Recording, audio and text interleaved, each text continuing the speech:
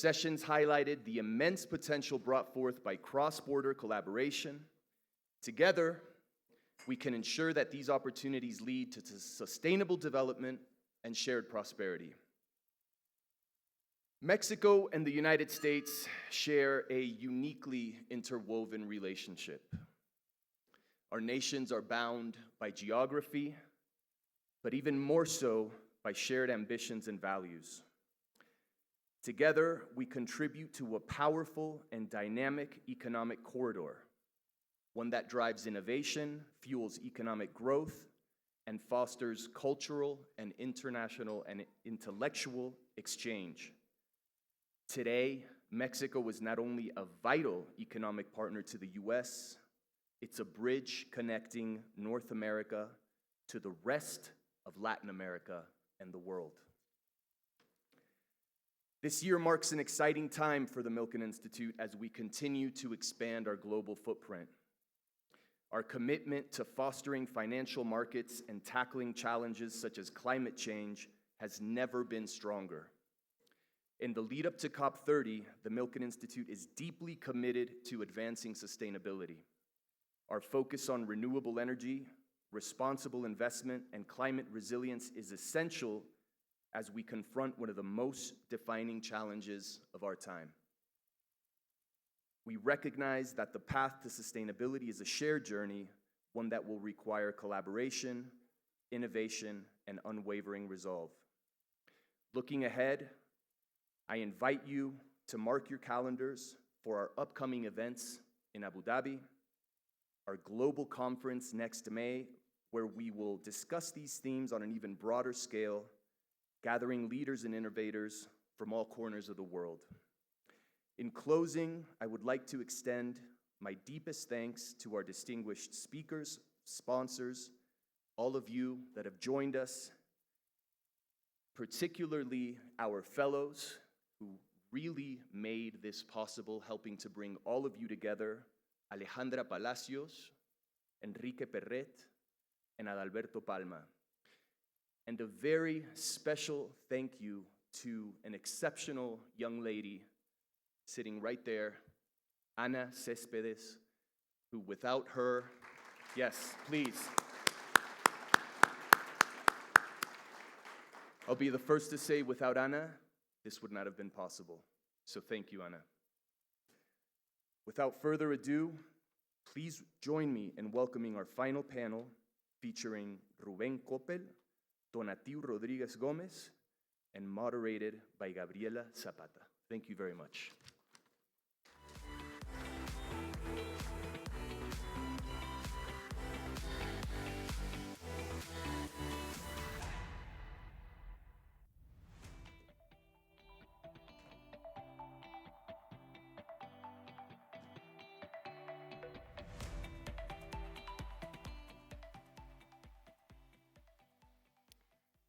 Well, good afternoon, everyone. It's a pleasure to be here today. Thank you for the invitation to join all of you. This is our final panel, and it will only last half an hour, so we'll try to keep it brief and not stand in the way of the reception. So, as you've seen, the title of the panel refers to financial inclusion, about which you've been listening in the previous panel. So I would just like to say that just to set the stage for what financial inclusion means to us, and that is providing access to formal financial services to individuals and businesses throughout their lives. And these are services that should be tailored to their needs, relevant, timely, and affordable, and offered in a responsible and sustainable way. And by this, I mean savings, credit, investment, pension funds, insurance, payments, transfers, and the whole lot, right? So this is providing this kind of access to everyone. And the World Bank speaks about the transactional account as the basic product because in that product, people can store value, they can make payments, they can receive loans or payments. So that is the core product, and that is the standard by which financial inclusion is mostly measured internationally. And the World Bank also says that for every 3% of people who get included into the formal financial system, the GDP of a country grows by 1%. So financial inclusion is a great economic opportunity. But now, let's come to Mexico, where only 50% of Mexican adults have an account. And those 50% don't all use the account. Some of them have it, but don't use it. But let's just stay with the 50% of those people. So we are definitely missing out on a great economic opportunity by not including the other 50%. So let me also say that here in Mexico, we have very diverse financial intermediaries. We have big banks, medium-sized banks, small banks. We have digital banks, newcomers into the stage. We have fintechs. We have a lot of credit unions, which we call here cooperatives. And we also have microfinance institutions providing services. And all of these players, they provide services to different segments of the population. Their business models are based on serving different segments of the socioeconomic pyramid. And here today, Bancoppel and Banco Azteca, they are two commercial banks who focus on serving the bottom half of the pyramid. Not even the half, because there's quite a large proportion of the Mexican population that is in the part of the socioeconomic pyramid from income levels C- to E. There's about 81% of the Mexican population there. That's so Mexico. It's a huge market. It's the bottom of the pyramid, which is not really a bottom, it's a really large bottom. And that is where they operate. But what are the challenges facing those institutions with business models that cater to that segment of the pyramid? These are people who receive, on average, a range of between 2,500 and 12,000 pesos per capita per month. Yeah, that is equivalent to about $125 to $600 per capita per month. But the challenge doesn't stop there. Their incomes are not only low, but for many people, they are volatile, unpredictable, and mostly born in cash. So this is a cash economy that they were speaking about in the previous panel. Well, the bottom of the pyramid is a cash economy, and that is where these two banks operate. That's where their business model is based on, together with other credit unions and microfinance institutions whose business models also focus on the bottom of the pyramid. And at that bottom of the pyramid is where the other excluded 50% lives. So that 50% that remains to be included by the formal financial sector is in the bottom of the pyramid. So my first question to you is, well, as we all know, well, maybe not all of you, but these two banks have been pioneers in financially including people with a variety of products and services that include savings, term deposits, pension fund, insurance, remittances, all kinds of products, all types of different credits as well, credit cards and personal loans and business loans, etc. So they offer a huge amount of services to this part of the pyramid. So my first question to you is, what specific challenges are preventing you from reaching that remaining 50%?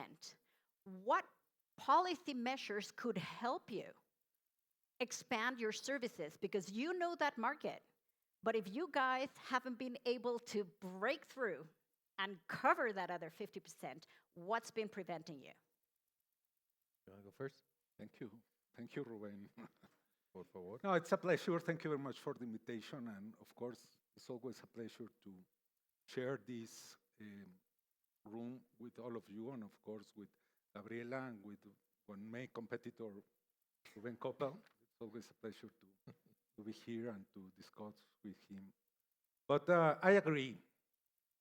I agree that Coppel and Azteca are the leaders on financial inclusion in Mexico. And I think our leaders are are doing a very strong effort to give wealth to our customers through financial services. I think that financial inclusion have at least three main steps which reveal the difficulties of what we call inclusion. Because the first step is access. What we should do in order to give access to financial services. The second step is use. What kind of things we have to do in order to the individuals use financial services. And the third, the most important step, without any financial inclusions really exist, is wealth. We are talking here about how financial services produce a better way of life of people. We can discuss if opening an account is a very good indicator about inclusion. How many this account is used for individual? But it's quite difficult to understand if that account that is used 3 times during the month produce a better standard of living of a person. So I think, in the case of Azteca, that the main reason of our success of a financial institution that base its efforts on the main, the main size of the population in Mexico is because we start in the other way. We start thinking what we could do in order to improve the wealth of people, and then we conclude in the instrument that we need, that the people need. So I think we are reaching some frontier that the general measures can reach in order to include a broad base of the pyramid. But the other 50% need special decisions. Because in this case, in financial inclusions, not one size fits all. It's time to be very specific. It's time to, separate different needs, women, migrants, people in very remote places, people without connections, in order to be included. So the second stage of financial inclusion in Mexico, what you are referring of the other 50%, need other approach. And I think, of course, Coppel and Azteca, we are in the best position in order to make very important contributions to public policy in order to reach that kind of second generation of efforts. So I don't know, Ruben, what you think? No, I agree with the way you say it, how access is important. I would start by saying you're our best competitor. You keep us on our toes and you make us better. You are a gentleman. Of course. You do a fantastic job Thank you. in all the categories we compete in, which are a lot. But I think the main thing is it's how we see the market. And I don't see it as the bottom of the pyramid, we see it as the top of the pyramid, because most Mexico is there. Most Mexico doesn't have a credit score. Most Mexico doesn't have a stable income. Yep. So it's very hard for a bank with regulations to bank those customers. And I love what you said about defining financial inclusion. It's not a bank account. Having an ATM card and going to an ATM does not make you financially included, just gives you a card. But the only thing I would add here to everything you said was transparency. Having the right product at where you can actually see the final price, and it's not a surprise, and you know how much you're going to pay every week, every month, every period you have to pay. Those are the things I would add. I agree with access is the first thing, and as you said, it's a cash economy. The mass market in Mexico is cash. Where do you pay with a credit card? Other than subscriptions you may pay online, going to an ATM, maybe movie theaters, if you go to a supermarket, everything else is cash in our economy. So access to branches, access to stores is still very important. It's still, we believe that having that person physically explaining that product, physically explaining the services to our customers is basic. I mean, it's not easy to understand a credit card. We all learned, I mean, other than those smart people who asked, everybody else learned like me. They didn't pay enough, they paid too much, they got in the credit bureau and then they fixed it up. But that's how you learn to use a credit card. So having somebody physically, a person who you can talk to and explain products and services, that's also basic. It's not about giving people wealth, number one, or a card. It's access, where they can access it, and also relevancy, what they can use that card for. Other than an ATM, what else can you use it for? Where can you pay with it? Why is it important? That's the most important thing. And for those of you who may not know, Azteca and Bancoppel, they were originally, and they still are, retail businesses, selling all kinds of goods, fridges, washing machines, in the case of Coppel, even tennis shoes and clothes, mobile phones, all kinds of goods. And the whole new buy now, pay later trend, these guys were doing it decades ago. So, and they enabled lower income people to avail themselves of these products immediately and then pay them in small installments. So, so that's the origin of that. Then they set up banks, if I'm not wrong, like 2002 and 2006 or 7, yes, thereabouts. They opened branches within the stores. So from like overnight, suddenly hundreds of branches were made available to these people. And not only that, but these stores are open, correct me if I'm wrong, 7 days a week, 8 to 8. 10 to 10 or 9 to 9 or thereabouts. Regular store hours, Yeah, depending on where you're shopping, but yeah.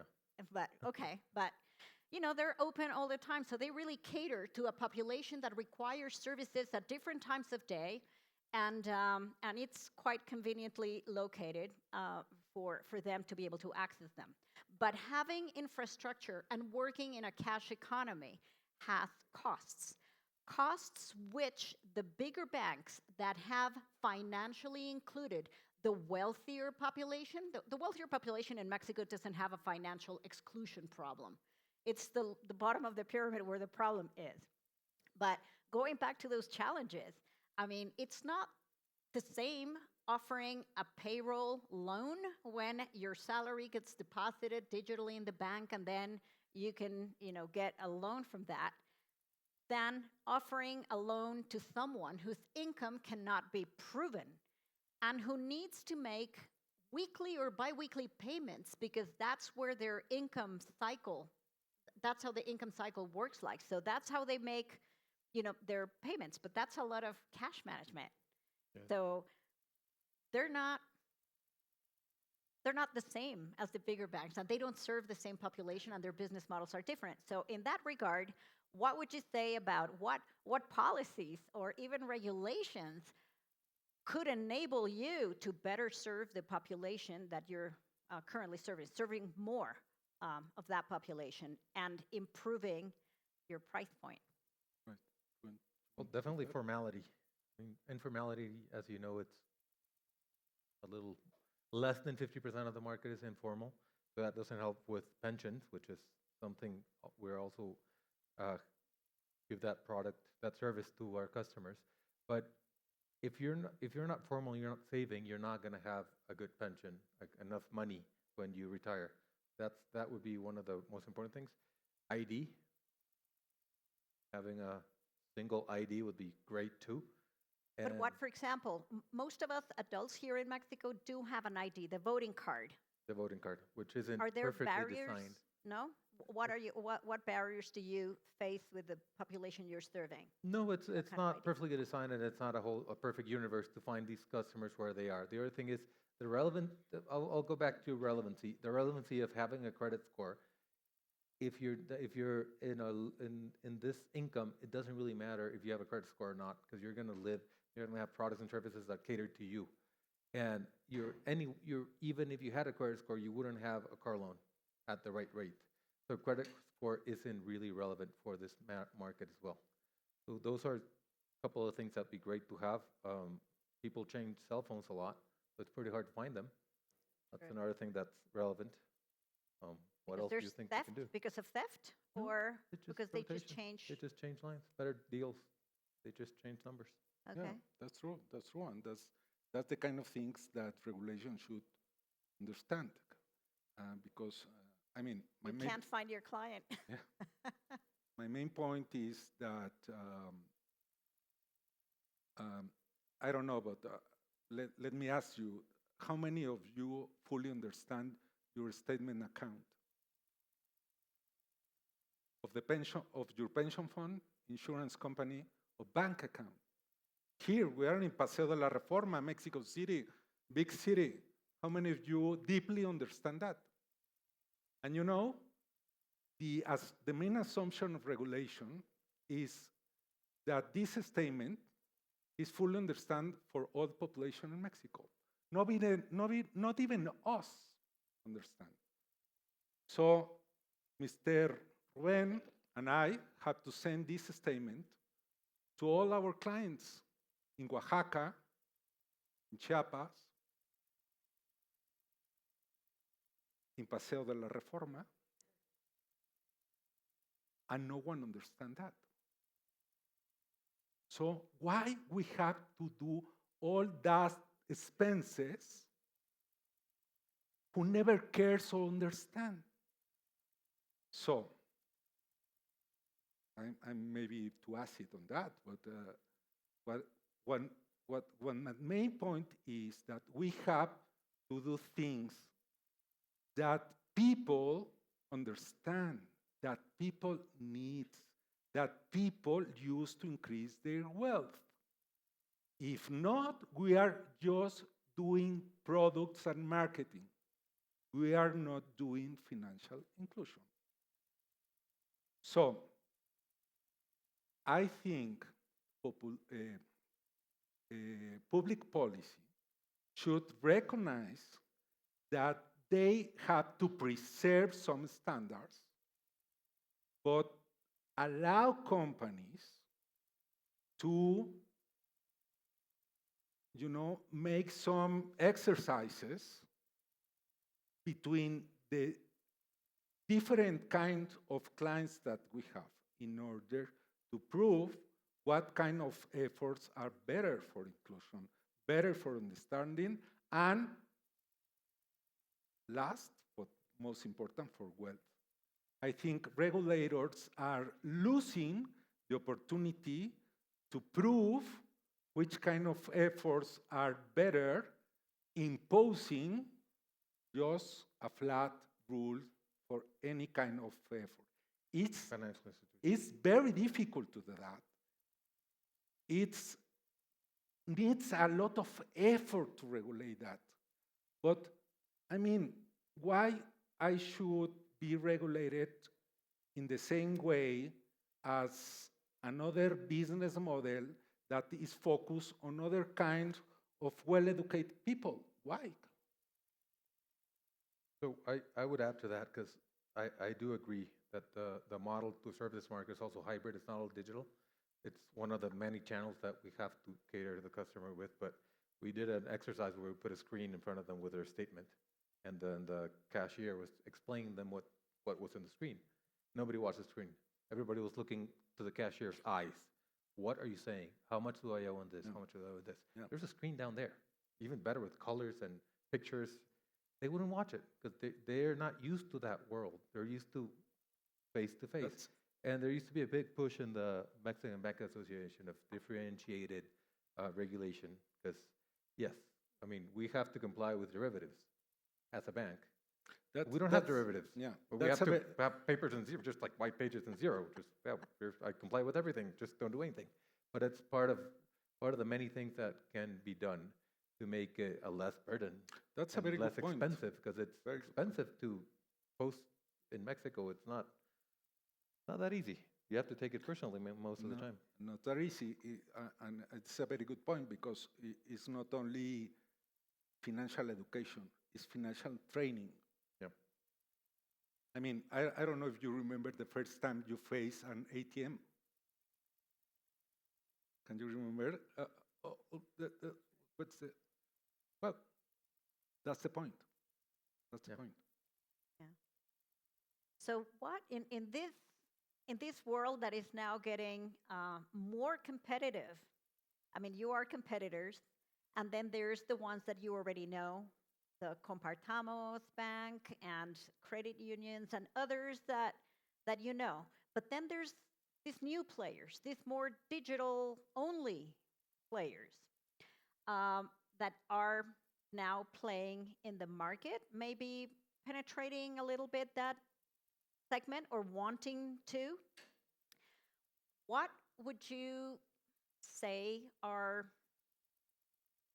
the innovations that would be relevant right now, whether it is in technology or in product design or in delivery mechanisms that would be relevant for you to be able to continue expanding your market, but also retaining your clients in the face of greater competition? What innovations are you considering or thinking about if they're not like secrets still? Well, it's pretty public in the end. I would say our mission is improving our customers' life. That means being wherever their life happens and with the products that their life needs. So having those products and services near them is our main goal. Many have to be digital, many in the store, both. And if you call any 1-800 number, we have to serve you as if you're one company. You don't have to call Bancopel and then have to make another phone call to Aforecopel. So that servicing is something that is very important to us to keep our customers happy and to keep them wanting to come back and buy more products and services from us. Yeah, and for me, I mean, there is two ways to answer this question. One is try to explain why technology is going to increase. One very important asset for us as a company, which is know our client, know the way they act, where they are, etc., etc. I mean, it's quite important in this way to build products that effectively helps them to improve their wealth. And the other way is trying to think which aspects of technology are going to help our customers to reach the goal to increase their wealth through financial services. I think that a very important thing is that we are going to be, as a financial service provider and as a customer, closer. And these gaps, these breaches between what we have to inform in terms of regulations and what we should communicate to our customers are going to be less costly to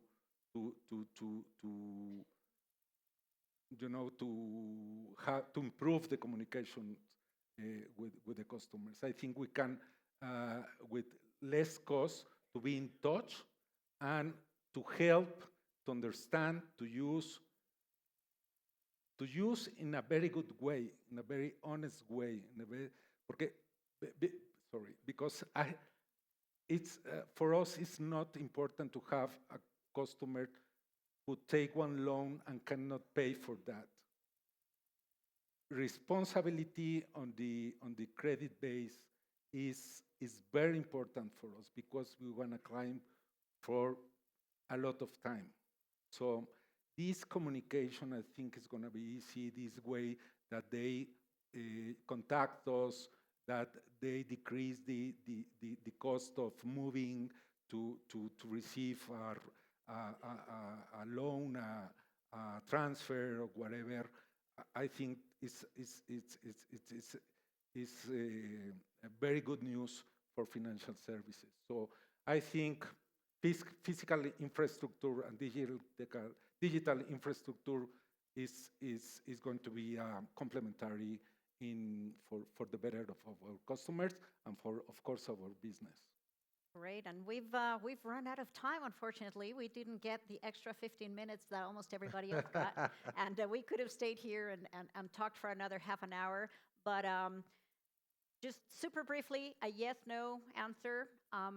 Are your banks measuring that financial well-being that you said your products and services are focused on achieving? Do you guys measure it? Do you measure it yourselves or through a third party? Yes or no? Yes, the evolution of the customer. Yes, because it's the way we basically know if we are reaching our goals. Wonderful. Well, let me thank you very much. A round of applause for my panelists, please. Thank you so much. Thank you. And, well, I don't know if somebody else is coming to let you know what's next, but thank you for your attention. Thank you. Thank you for attending the Milken Institute Global Investors Symposium in Mexico City. We look forward to seeing you at our next gathering. Please join us now for a networking reception downstairs at Zenea.